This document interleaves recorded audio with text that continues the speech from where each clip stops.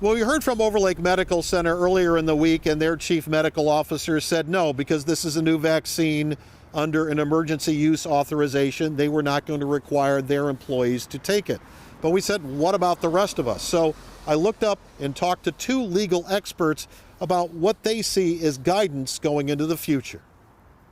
These are the kinds of pictures we're seeing across the nation. Frontline medical workers in the fight against COVID-19 receiving the first vaccines. But there are also polls showing lots of people don't want it. When it comes to something like a vaccine, is that something an employer can require? The question is not totally settled yet because the vaccine's not been generally available.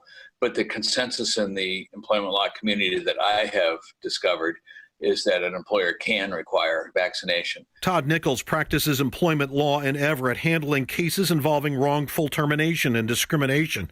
And he says there are plenty of examples of what employers can command. For example, it's legal for an employer to hire non-smokers. The employer can require employees to obtain a vaccination prior to returning to the workplace. Now, we do, the law does require a little safety valve. So if an employee has a specific medical concern or bona fide religious or similar objection. Aaron Rock represents employers from his office in Seattle. He points to new guidance from the EEOC, the Equal Employment Opportunity Commission, this week that says an employer can require an FDA-approved vaccine. On December 16th, the EEOC came out with some new guidance indicating that it's not a medical inquiry to ask the employee to produce, say, a receipt that they got a vaccination. So how will one of the state's biggest employers handle that? We asked the employer's top executive that question, Governor Gov Inslee. I really do not believe that will be necessary, and I'll tell you why.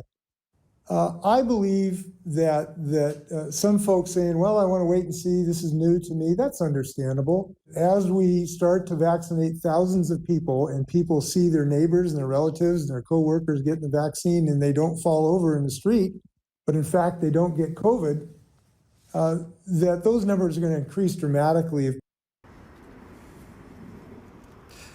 Now, the question going forward is this is a huge situation here. Obviously, we haven't seen a pandemic like this before. So they say the law is pretty clear, but we need to see how things kind of go forward here. The EEOC and their guidance is being looked at, but so far nobody's aware of any cases that have been filed in this arena anywhere in the country. But that is a possibility going forward. So we'll have to see how the courts treat that. But these are still very early days with only one vaccine having been distributed so far, and the second one seeing to be distributed next week. Live in Edmonds, Glenn Farley, King 5 News.